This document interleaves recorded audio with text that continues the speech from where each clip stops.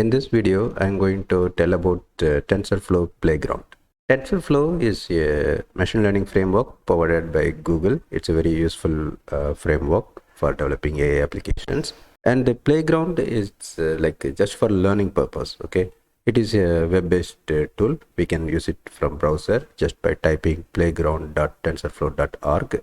Okay, once after typing that in the address bar, you will be seeing this page. It's a single page. Here you can find the way to learn the deep learning by doing experiments. First of all, I will explain what are the components available here. So here it is for starting and running and pausing the training process. Okay, and this left side area is for data. Here we can choose the data from various kinds of data sets like circular and exclusive or Gaussian, spiral. So there are various kinds of data sets available here. We can choose one of them, and here we can choose the ratio between training data and the test data. Okay, so we can split that data into training and testing, and if you want, we can introduce noise into the data. So if we introduce noise, the data will be corrupted with some noise. Okay, and the batch size also we can change. If we click regenerate, it will stop the training process. Okay, and it will load different kinds of data.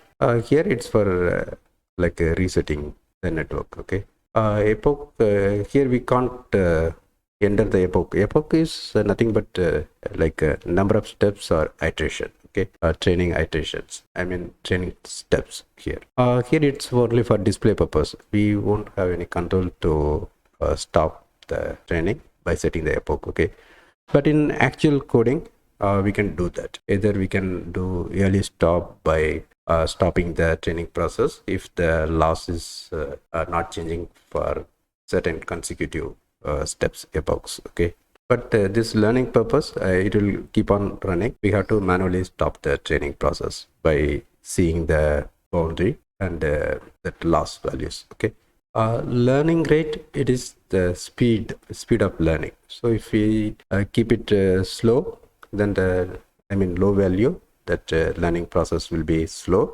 but the stability will be good. But if we increase the learning rate, it will learn faster, but that model will become unstable. Okay, and the activation function, ReLU, like a lot of different kinds of activation functions are there. So activation functions will control how the model handles the weights. Weights are like internal parameters. That weights will be changed based on the training, that last parameter, other things. Okay, so that is the very core concept of neural network, right? So here we can see that training values. Okay, even we can edit it. There will be weight. This is the regularization, L1, L2, like that. None also we can choose, and we have to choose the that value. Okay, so the regularization is for avoiding the overfitting. Overfitting is like if we choose like very powerful things like a large number of neurons or many numbers of hidden layers. If we keep set that neural network in that way, that neural network will be like learning the training data more than enough. That means it will be very focused on the training data. It won't be generalized. Okay, if that model is trained in a generalized way, then only it will be effective at dealing with unknown data. If it is specific to the training data, it will be detecting, it will be predicting or handling the training data effectively, but it won't be able to deal the new data. Even if the data is very similar to the training data, it won't be handling it properly. So in that case, we have to avoid the overfitting. So for that, some kind of regularization are there just for controlling the increase of weight in specific places. Okay, so for that, this regularization will be very useful. And this is problem type, whether it's a classification or regression. Okay, so we can explore with the various parameters, and we can find how the model is working and how the output is looking like, how much time it is taking. Okay, and how the weights are calculated. So this one is features properties. Okay, which properties do you want to feed in? So input properties. Any kind of neural network, that features are important from the training data, right? Here we can set what kind of features we are going to give to the training. And here hidden layers, it is input layer, it is output layer. Between that we can have hidden layers. Without hidden layer also it can work, but adding hidden layers will improve the performance effectiveness. Okay, and each hidden layer can have its own number of neurons. We can increase the neurons or decrease them, okay, in each layer. So here we can keep 4 neurons, here we can keep 2 neurons, and then we can find the pattern how it's working. All these things will be able to teach you how it's working. Based on this learning, we can implement it in our actual coding, so that we can save a lot of time. Okay, otherwise if we are practically doing everything, means it will take a lot of time, right? So here it's kind of simulation. Here we can know how the model will be behaving. So based on that we can plan our AI development. Okay, so in that perspective, this playground, TensorFlow playground, will be more useful. Okay, more useful in the sense we have to do a lot of practices. We have to change the learning rate.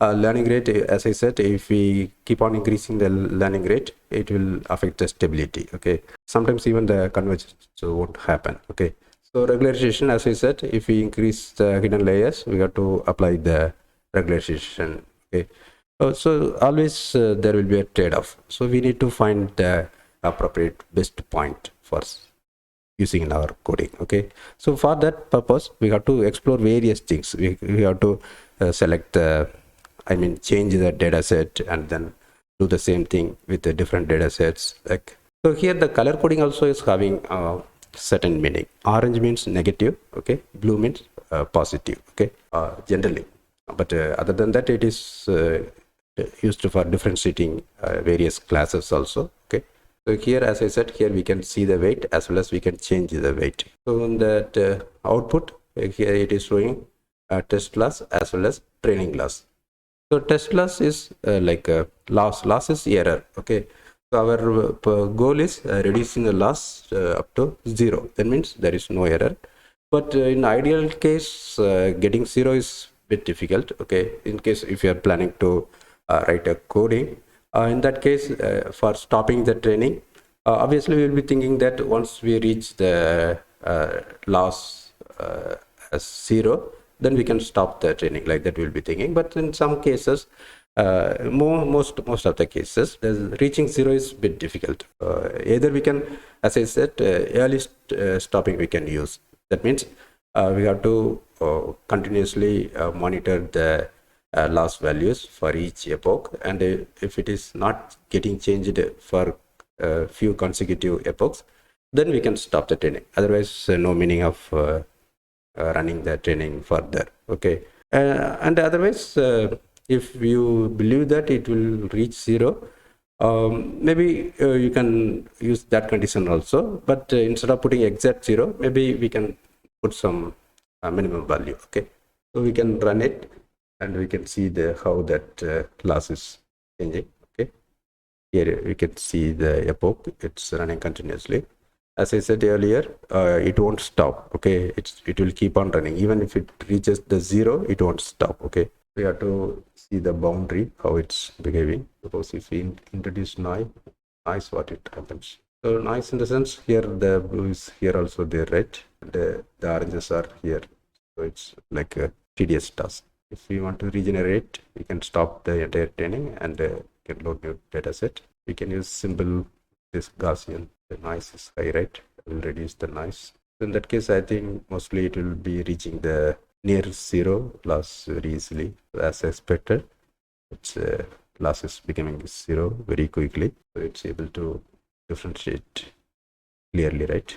It's reached 0. Okay, so there is no recommend for further running it. So from this experiments, we can understand that how many epoch it will be taking. So based on that, we can write the code. Okay, in that perspective, it will be very useful. And another perspective, as a beginner, just to know about what is learning rate, what is activation, what is regularization. For that purpose also, we can use this. Okay, And if you are advanced in AI, maybe you can study how the weights are getting changed. If you manually change the weight, how it's behaving, like that also you can learn. Okay, so it's for all kinds of people. So based on our skill set, current level of skill, we can make use of this. Okay, so it's a really useful tool. So I would recommend practicing it, spending more time.